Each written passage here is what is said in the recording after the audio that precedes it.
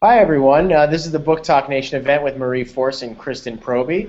This will work a little bit like an author event in a bookstore. Marie will talk about her new book, I Want to Hold Your Hand. If you would like to order her book, you can do so at booktalknation.com or right here on this video page, and Marie will sign and personalize it for you. The bookstore Island Books will fulfill all of the orders and ship them right to your door. The sales for these signed and personalized copies will close tomorrow night, though, so you want to make sure you get your orders in by then. You'll notice that there's a chat box right underneath this video window. You can use that chat box to interact with Marie during the video chat and enter your questions. In 20 minutes or so, Marie will answer the questions from the chat and also answer some of the questions that you submitted ahead of time when you RSVP'd for the event. Until then, I'm going to hand it over to our interviewer tonight, Kristen Proby. Christy is a New York Times and USA Today bestselling author. Specifically, she's the author of the bestselling With Me in Seattle series. And also, Marie is a big fan of her work. So, without any further ado, I would like to welcome Marie and Kristen. And Kristen, I'll turn it over to you for the interview. And don't forget, everybody, to keep posting your questions so we can ask Marie in about 20 minutes. Hi, Marie. Hi, Kristen. This is like our Facebook chats. I know. I was so honored that you asked me to come do this, so thank you so much. Thank you for doing it. My pleasure. I am so excited about this new book. I'm really excited about the new series, but this book was really special, and congratulations on it coming out the other day. It's doing great. Thank you. I'm so excited. Yeah, it's fantastic. So I'm just going to jump in. You're like the queen of the series. You write a lot of series, and I'm so excited about this new one. You know, I love it. How put your crown on? How have readers embraced the new series? It's always really scary to introduce a new series when you have such a following for your other books. I totally know how that is. So, what are readers saying about the new series? So far, so good. I'm thrilled with the response that the readers have given to Hannah and Nolan in book 2, which is, and you're right, starting a new series is very fraught with all sorts of peril. And, you know, you hope that the people that loved the other books are going to come along for the ride now to Vermont, to the mountains. We've spent time on Gansett Island, and we've spent time in D.C. in the Fatal series. But, you know, this was a real whole new thing. And it's a family of 10 siblings, the Abbotts. And the first book was very, a lot more lighthearted in the sense that it was more of a typical, you know, boy meets girl. Actually, girl crashes into a moose and meets boy. And the second book is about Hannah, the second oldest of the Abbott siblings, who is an Iraqi war widow, and her husband's been deceased for 7 years when the book opens. And you know, she falls into new love with Nolan, who's the town mechanic and very well-respected businessman in the town, who everybody loves Nolan, and he was also her husband's very close friend. So there's a lot of things that have to be overcome by these two as they start working their way towards love, but and there are a few sad parts that the readers are definitely reporting in about, but yet they've said that they're also laughing, crying, crying, laughing, and the Abbotts are pretty funny. So, and Hannah and Nolan have their very lighthearted moments too, which are really fun, like when she takes him for a couples massage and he's freaking out because he's never had a massage before. So, I mean, stuff like that. There's a lot of fun stuff too. So it's not all heavy and maudlin, but there's a few moments that, you know, Hannah has when she's moving forward with this new man, and I think that that's to be expected. So, but I really loved writing this book. I really did. It was a real journey. Oh, I can imagine. So, yeah, I wanted to touch base on that because I think while I was reading it, I'm lucky in that you and I are also friends, and so sometimes I get books a little early. And when I was reading, I love that part, when I was reading the book, I think I was also sending you updates as I was reading, saying, okay, now I'm laughing, and now I'm crying, and now I'm crying again. And I'm 3 pages in, and I'm crying some more. Definitely, this book is an emotional roller coaster. So as a writer, I can only imagine it was also an emotional roller coaster for you. It was. It really was. And, you know, it was funny, the timing of it. My oldest child was graduating from high school, and I remember the weekend we had her graduation party, 4th of July weekend, and I was in the midst of reading Pat Tillman's wife's memoir, which is amazing. I totally recommend The Letter. by Marie Tillman, and I was deeply depressed. But yeah, I felt like I needed to put myself in the right frame of mind to write that book and to really do justice to the level of loss of a 27-year-old, or I guess he was 28, who had everything to live for, including an incredible family, wife, circle of friends, and his loss resonates very profoundly throughout the entire series. Every single one of the Abbott siblings that I've written about so far, and I'm on the 4th book, has in some way or another expressed to their new significant other how profoundly affected they were by the loss of Caleb Guthrie.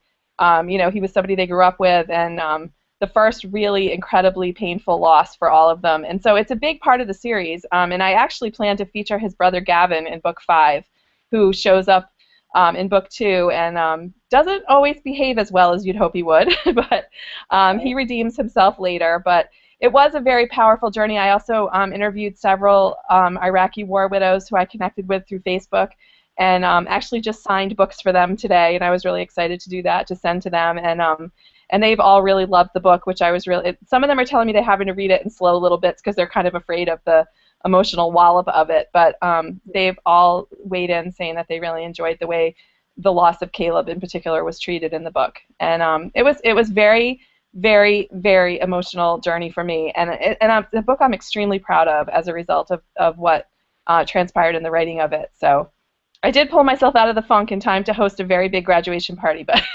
oh, good. Good. No, truly I have to commend you because, yes, we go on this huge emotional journey. The book is so well written. You did such a fantastic job writing that book. Thank you very much. When you incorporated Caleb's loss into this book, Caleb is a person in this story. He's not somebody that's just gone. You really incorporated him and made him a living being in this book, even though he is gone. And I felt that was really important to do that. I felt like he had to be present. In some ways, it's a love triangle in that way.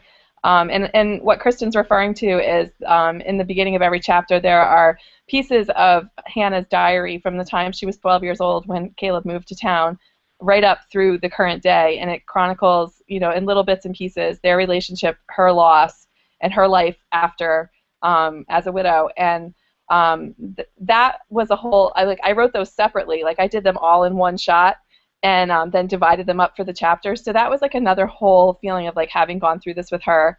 But Caleb is very present in that book.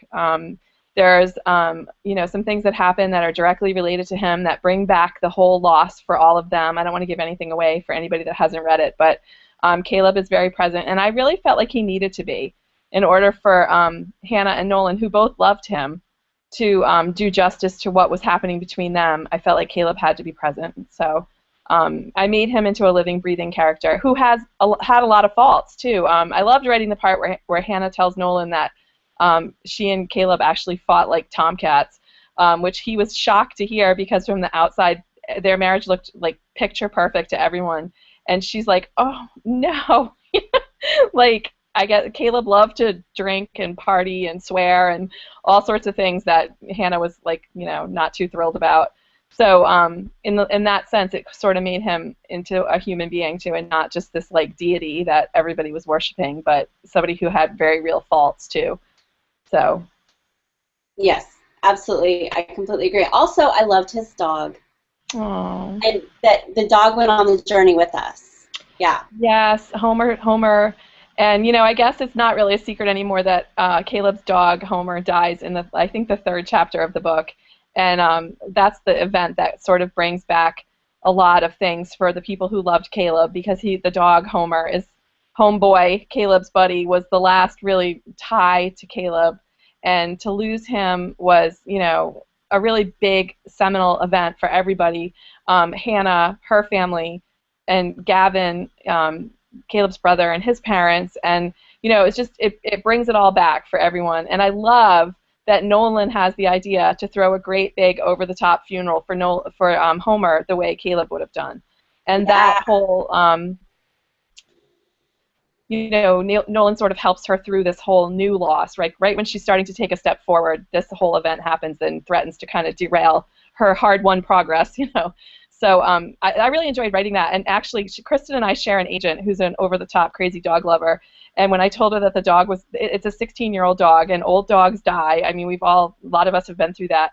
And when I told her that the dog was going to die, Kevin was like, no, the dog can't die. I said, the dog has to die. It's so important to the story. So, but it was funny because, like, the dog can't die in romance. That's, like, one of the old school rules, you know.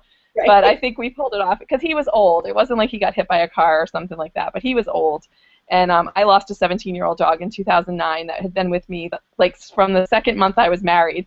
And so, you know, that I've been through that myself. And I think that, you know, the fact that they threw a great big funeral for the dog, I love that. You know, that was really fun to write.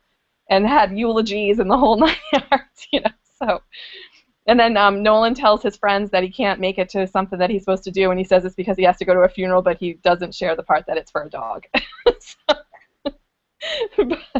but I loved writing that. That was really fun to write, and it gave a lot of other characters in the series a chance to kind of step up and be present in that sense for Hannah. So.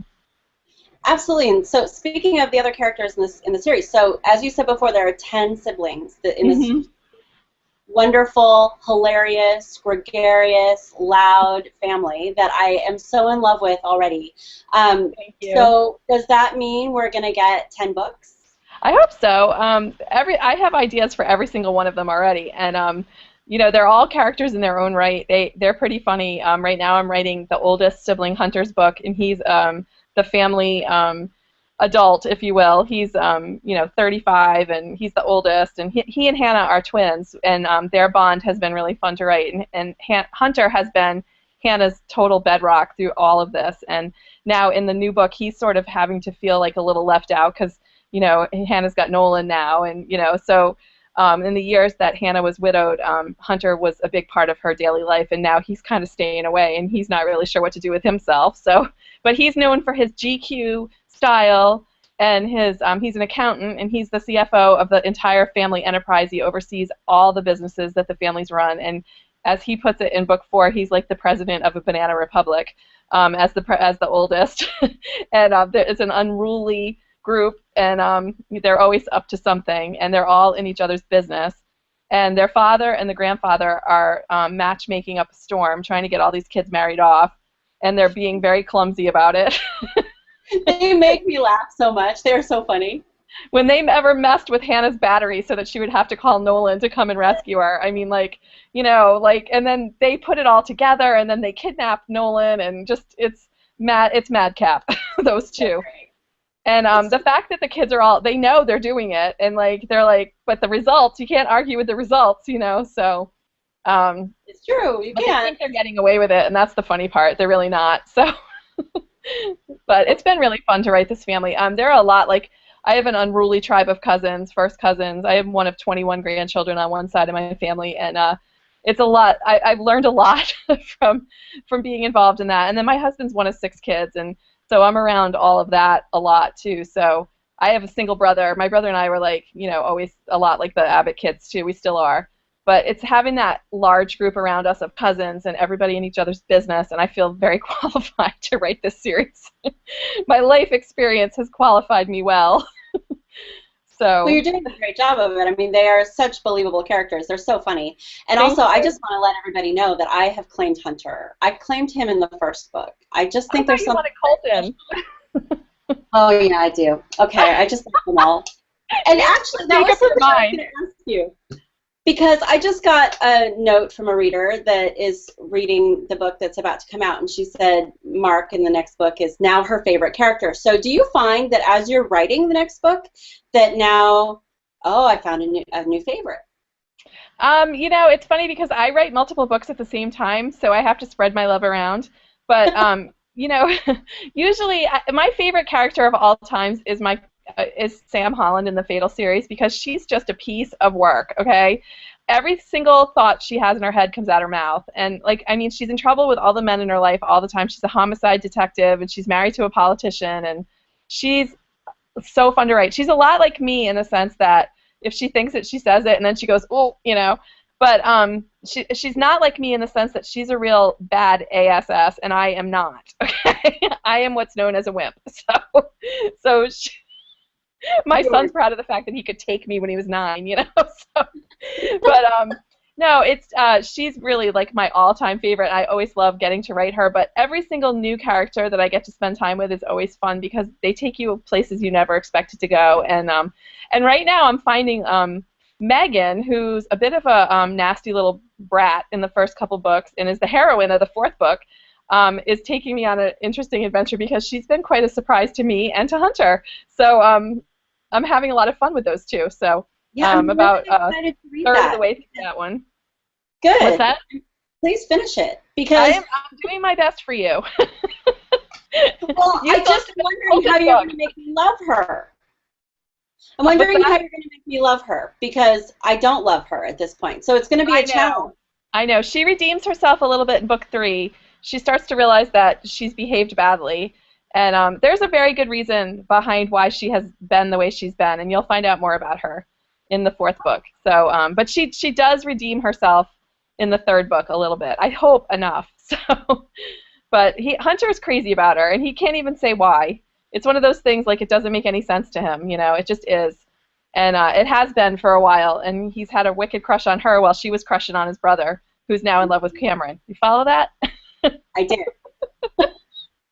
I did. You got that? I've done the whole brothers thing once before, and the readers really, really responded well to it.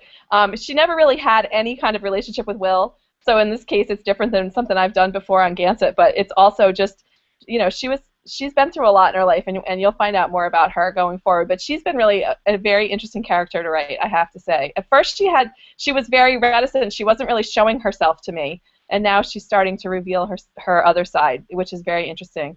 So. Okay. But he's great. I love him. He's fun. He gets off some of the best one-liners in the whole series, so. I can't wait. I know. He's fun. But you have to finish Colton's book. One of the funniest scenes I've ever written is in book 3. I saw her standing there. You've read that already, too, I think. What happens on Colton's Mountain when he brings his lady love back. I don't know if you've gotten there yet. I have. Yeah, it's a great book. You know, when I write, I don't have a lot of time to read. Yeah, I know. I know. I'm the same way. I haven't read your new book that you just sent me either, so. It's just time. I know. Time. We need. That's if I had a superpower, I would create an extra 24 hours in at least 3 days a week. I don't want it every day, but. Yes, and I would require less sleep, and I would require fewer afternoon naps. That is becoming a real problem. So. Yes, I'm a napper as well. I understand. Yeah, the nap has become an issue. The nap has become like sleeping at midnight. It's the same level. So. But no, it's writing too many books. That's what does it. And trying to balance 10 kids and coming up with stories for all 10 kids, that's exhausting. So, but it's fun. Yeah. So you mentioned that you write more than one book at a time. I don't have that talent. I'm not able to do that. How do you do that? Well, usually whatever one is due next gets most of my attention. And then like later in the day, I'll switch gears and spend time on one of the others. And I'm keeping them all moving forward that way. I actually have quite a few of them moving forward in various stages. And I spend a little time every day on some of the others. And not as much as I'd like to. I'm trying to get more disciplined. Life is busy all around me, and I'm trying to, kind of keep some of that separated a little bit so I can write more. But my husband's home now during the day, and he's taking care of so many things around here that makes it so much easier for me to write. So everybody needs to send him an email and thank him for doing the laundry and running the boy around and all sorts of other things. So, see, yes. Just like Sam and Nick, I call my son the boy. Readers have told me that they don't think that's very nice. I'm like, I do it. So the girl is out of the house in college, home for the summer, but the boy needs a lot of running around. So yeah. And recently, you just had a really fun party in your hometown. I did, yes. We had 100 readers come to Rhode Island to see all the places I write about. First time we ever did that, and we loved it so much we're going to do it again next year. It was so much fun. Oh, my gosh. It was the best weekend.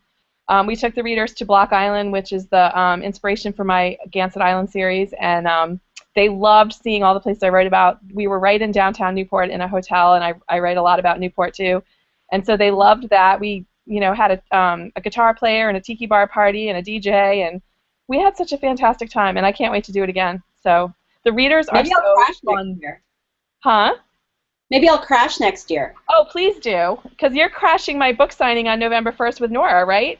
I am. I'm coming as a reader. I'm really excited. I can't wait to so have you excited. there. We're bringing signing in Owensboro, Maryland, on November 1st with Nora Roberts, and I'm totally like calm and cool about that.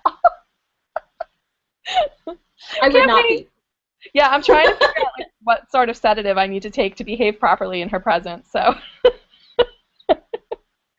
Yes, we'll drink heavily the night before, no, oh gosh, no. I have to have you on my game.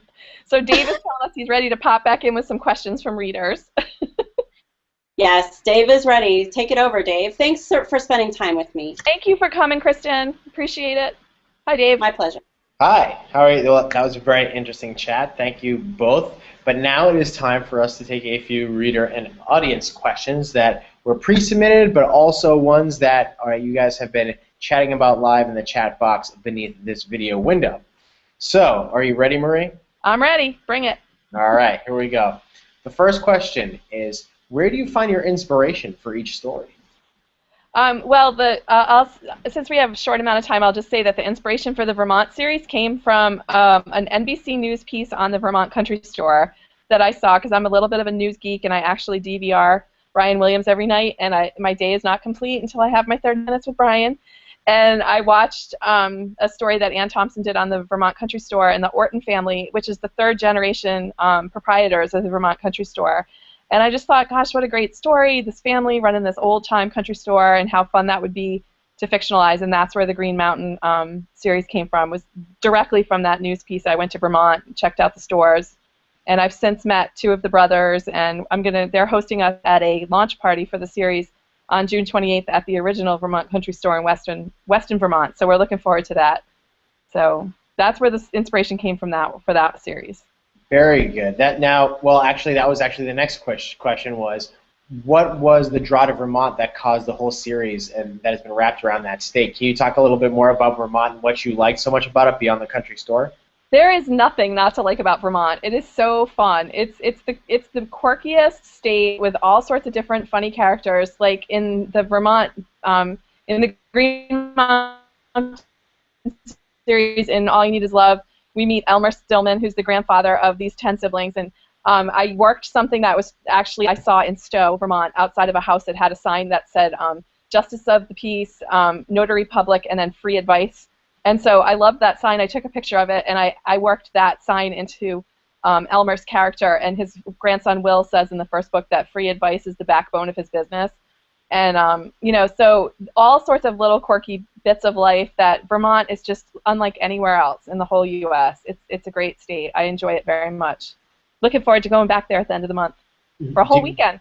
Do you enjoy it in the snow as well? Actually, my assistant Julie and I went last March to do some work on some research stuff. We visited a sugaring facility that actually comes into play in the first book and the third, and we got stuck on a hill going up the hill, and we ended up getting stranded for an extra night in Stowe because they got a late season snowstorm where they got 14 inches of snow overnight, and if somebody hadn't dug us out of that parking lot, we'd still be there. So it was the craziest amount of snowfall in the shortest amount of time that I've ever seen.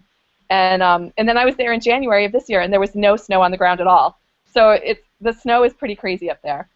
Like, it can snow hip deep overnight, and nobody thinks that's anything. It's just no big deal. That's just what they're used to. But in Rhode Island, that would be like, a federal case. Everybody would be freaking out. So. Now, the most recent title, what inspired that title? Because it is the same name as a Beatles song. It is, and All You Need Is Love, I Want to Hold Your Hand, I Saw Her Standing There, and I Love Her is the fourth book. And they're all Beatles titles, and the father in the series, Lincoln Abbott, is a huge Beatles fan. His dogs are named Ringo and George because his wife would not allow him to name his sons that. She told him when he could have the children, he could have one named Ringo. And so Lincoln Abbott is a crazy Anglophile Beatles fan, and the song titles were just so perfect for the books. And people ask me all the time, can you do that? Are you allowed to do that? In the U.S., titles are not copyrighted, But in the UK, there's very strict rules about that. So if it's reasonably recognizable, you can't use the title. So that's why there's slight deviations on the titles for the UK versions, because I think we all agree that the Beatles song titles are slightly reasonably recognizable in the UK. So that's how it became Your Love Is All I Need, Let Me Hold Your Hand, I Saw You Standing There, and I Love You. So little slight deviations, same story, slightly different title to keep us out of court. So.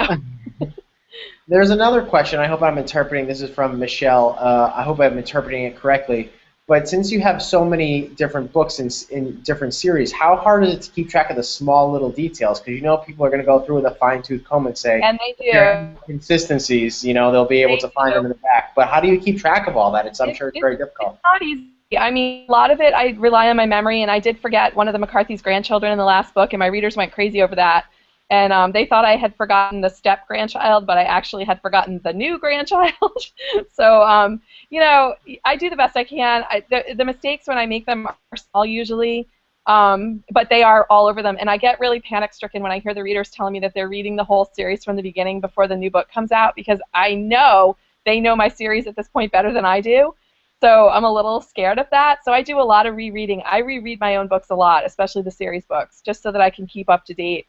I just did a full reread of the Fatal series when they came out in paperback, so that I'm really kind of up to speed from the rereading. I reread a lot.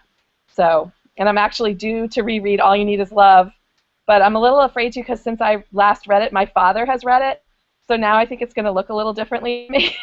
So he wasn't supposed to, but he did. Of course he would want to. That's I know. I sent it to him. He was in Florida, and I sent it to him so he would recognize it if he saw it like in Walgreens or something, that was my book. And I said, "Oh, did you get the book?" "Yeah, I'm halfway through it." So now I'm afraid to reread it. Kristen's laughing. I can see her. I'm afraid to reread it now. So, but I have to keep up to speed on the series. So it also gives me ideas when I reread. It gives me ideas for future books. So it's definitely well worth doing. Gotcha. Well, Pamela just posted, how did you come up with Sam Holland? As a former federal law enforcement officer, I think you did a really good job with her character, and she is spot on. Oh, that's an awesome compliment. Thank you so much. Sam, the inspiration for the Fatal series came from a D.C. story that I read in the paper about a congressman who was found dead in his house, and for a short time it was investigated as a homicide, which led to the question of, you know, who would investigate that? Who's got jurisdiction? And so Sam was created as a Metro PD, Washington, D.C. homicide detective, and then she walks into this crime scene where a U.S. senator has been murdered to find her one-night stand from 6 years earlier is his chief of staff, and he's the one who has found the senator dead. And that's how the Fatal series starts. And that couple sort of headlines every book. So Sam just kind of came along. I've been writing Sam for almost 6 years, so I don't really remember where she came from, but I'm really glad she showed up when she did, because I enjoy the hell out of writing her. She's fun. How did you get so accurate with the details of the, you know, law enforcement? I have a local police officer who's a detective with the Newport, Rhode Island Police Department, who has read every single one of the Fatal books, and he is really, really good with the details. He loves all the police procedural stuff. He like eats, sleeps, and breathes it in his real life. And he tells me that I think more like a cop than some of the cops he works with, which I love that. It's the best compliment ever. But I wouldn't dare turn in a Fatal book without him having read it. So he keeps me very straight on the details, and I really appreciate it. He's been with me since the very beginning with the series, and now I'm totally dependent on it. I'm codependent. So. Now we have time for one last question. What would be your top advice that you would give to a writer beginning, getting their start? Just to write every day and to focus exclusively on the writing. They say it takes 10,000 hours to master a craft like this, and I would say it took me 20,000 hours, and I'm sure Kristen would agree. It's not something that you learn to do well overnight, and because now there's so many new ways to publish and so many quick ways to publish, there's a real rush to publish, and the best opportunity that you have is to spend as much time as you can perfecting the craft of storytelling and writing, and they both have to be good at the same time, which is not easy to do, and it takes some time. And so, I mean, this book that just came out is my 33rd published book, and you know, I'm still learning every day new things, and I think that you always learn, but to just make sure you take the time it takes to learn the craft. Gotcha. Well, it's about 7:30, so that brings us about to the end of our event tonight. That was fast. I hope you guys had fun. We did. Good, good. I did. Before I let everyone go, I just want to remind you that the books are for sale. You can purchase a signed and personalized copy of I Want to Hold Your Hand right here on this page. Those sales will close tomorrow night, so make sure you get your order in by then, and Marie will sign and personalize the copy for you, and then Island Books from Rhode Island will ship it right to your door. We'd like to give a big thank you to Island Books for hosting this event, and thank you to everyone who joined us tonight and participated in the chat. Marie and Kristen, it was such a pleasure to have you guys here on Book Talk Nation. Thank you so much. Thanks for having us. Take care, everybody. Bye-bye. Bye.